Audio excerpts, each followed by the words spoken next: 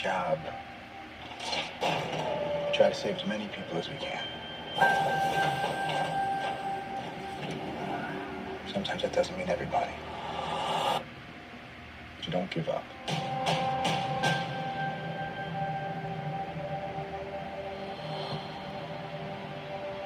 New York. Washington, D.C. Sokovia. Okay, that's enough. Captain, people are afraid. That's why I'm here. We need to be put in check. Whatever form that takes, I'm game. I'm sorry, Tony. If I see a situation pointed south, I can't ignore it. Sometimes I wish I could. Sometimes I want to punch you in your perfect teeth. I know we're not perfect. But the safest hands are still our own.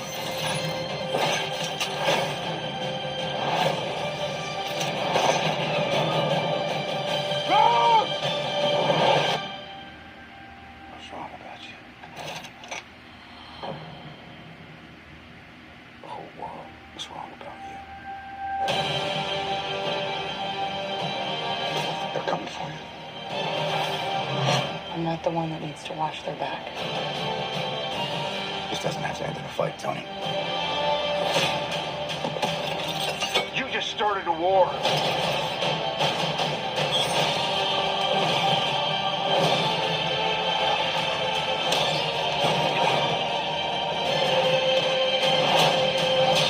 Stay down. Final warning. I could do this all day.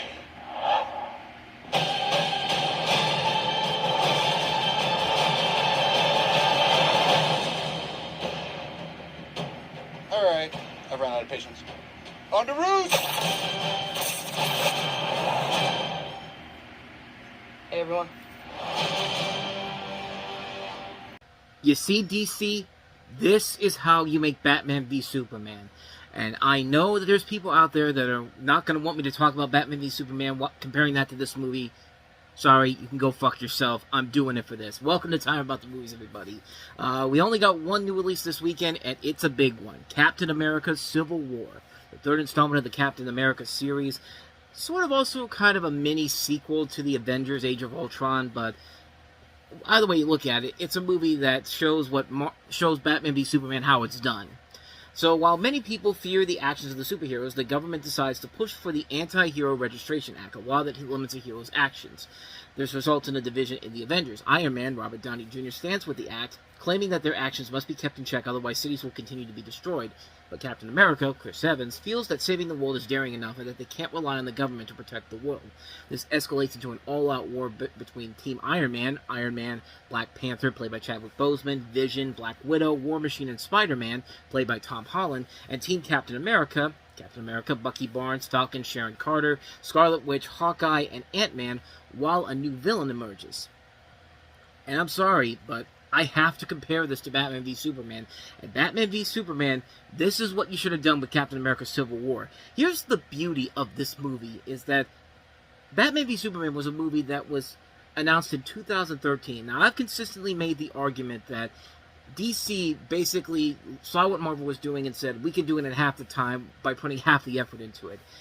This movie didn't get fully announced until well after Batman v Superman was already in the works. They didn't announce Robert Downey Jr. coming into Iron Man until late 2014. And I remember this because when the news broke that Robert Downey Jr. was going to be in it, we were on vacation at Disney World when that happened. So, yeah, this just goes to show you why Marvel at that time was doing what DC couldn't do at this point. And yeah, this movie did a way better job of having two legendary superheroes duking it out than that crappy movie did. And really, that's all you got to say about this movie. It did a much better job of a superhero rivalry than BVS did. And how did it do this, you may ask? Simple. Unlike BVS, they have a reason why these two are fighting, and it's a big reason. Tony and Steve are fighting because they don't agree on this new act. They agree on the ideas of it, trying to save the world and all that, but Tony's obviously agreeing to the new act because, well, let's face it, half the shit he's done ever since becoming Iron Man has been his fault. But he also feels guilty about the people that have been killed in the process, while Steve disagrees to it because he has more faith in his own judgment than that of the government. It's not some bullshit reasoning like in Batman v Superman, where the only reason they're fighting is because Lex Luthor kidnapped Superman's mother and is holding her hostage to watch these two fight. And the thing that makes them best friends is that, oh, their mothers have the same name. Like, hello, hello, anybody home? Think, Zack Snyder, think. But another thing that this movie does so much better than Batman v Superman is that it knows that even in a situation that requires a dark storyline, you still have to have fun with it and not be afraid to joke around. Something that was entirely missing from Batman v Superman. Oh, I'm sorry, there was comedy there. You know, killing off Jimmy Olsen for fun is one thing. And do I even need to talk about Jar Jar Lex Luthor anymore?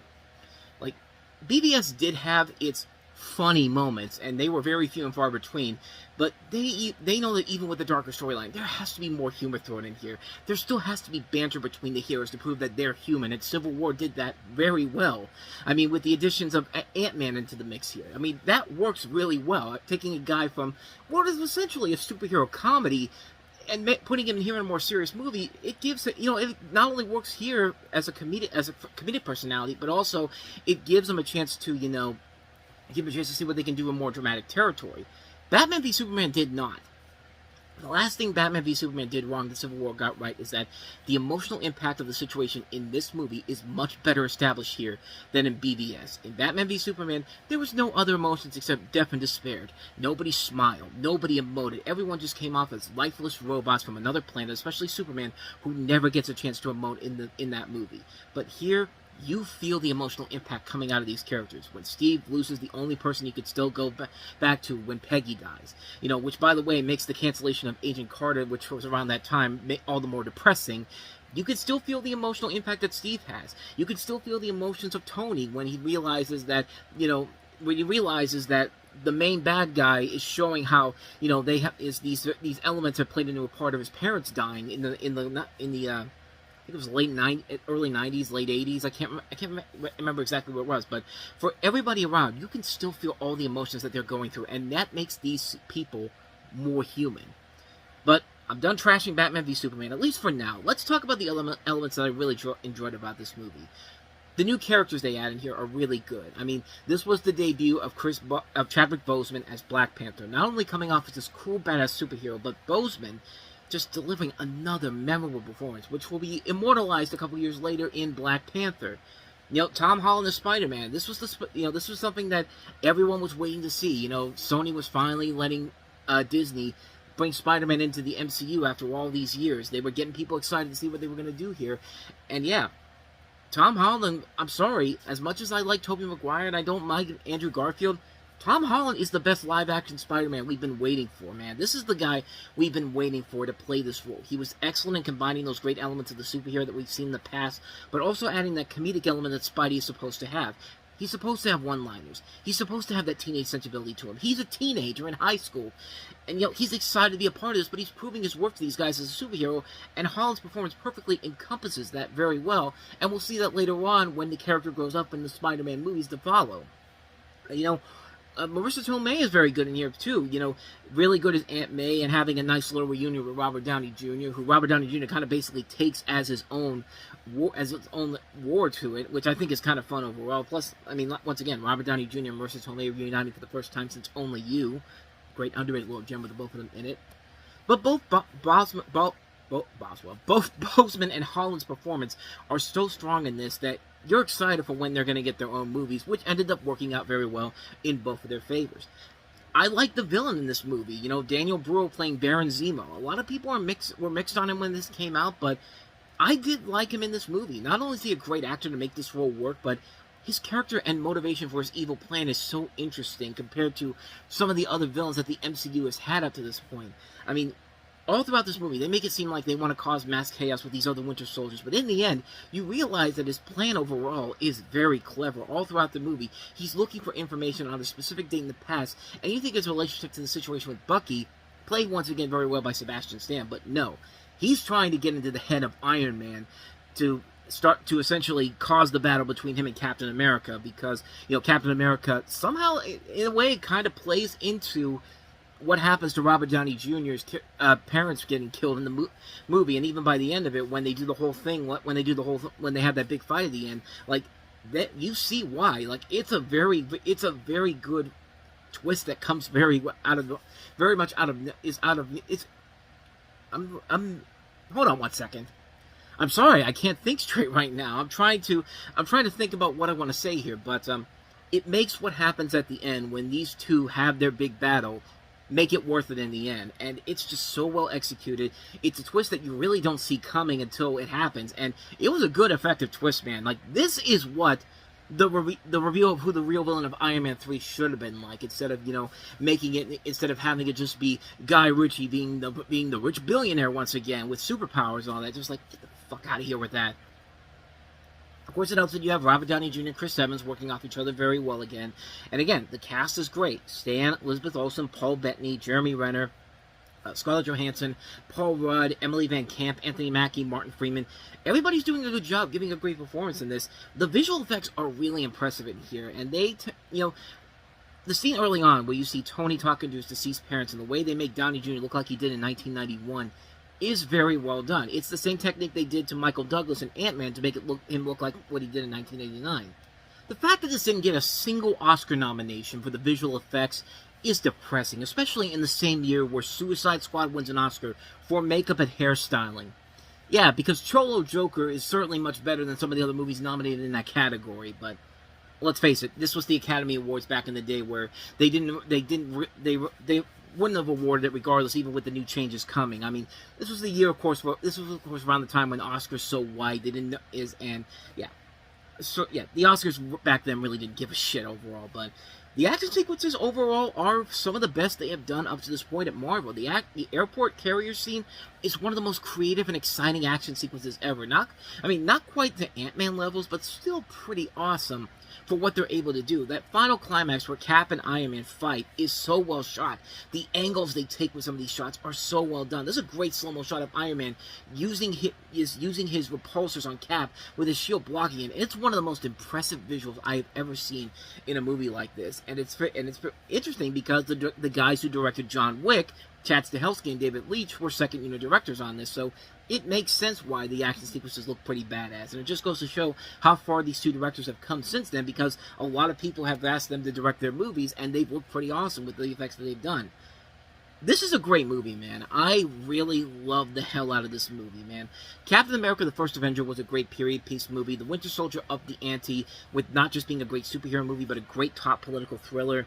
Civil War surpasses everything they've done up to this point to be the best Captain America movie they've ever made. I honestly have no complaints towards this movie at all. I think it's so much fun.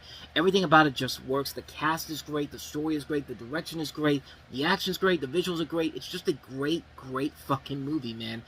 This joins Christopher Nolan's Batman trilogy as one of the best superhero movie trilogies I've ever seen. And rightfully so, man, because they've upped the ante with every film, and they have delivered on every single level. Granted, there was a little bit of a lull with Brave New World, but there was a lot of problems behind the scenes with the direction they were going with it.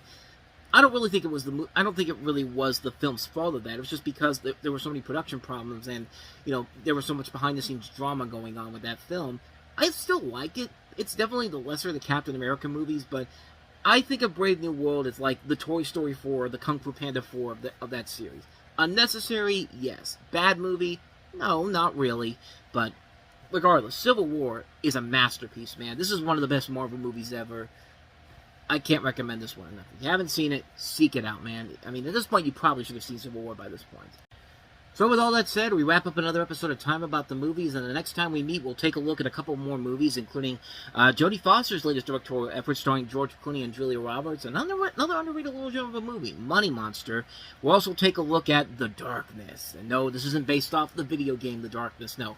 It's a completely different Darkness movie, but it's produced by Blumhouse, so will we see the good Blumhouse or the bad Blumhouse?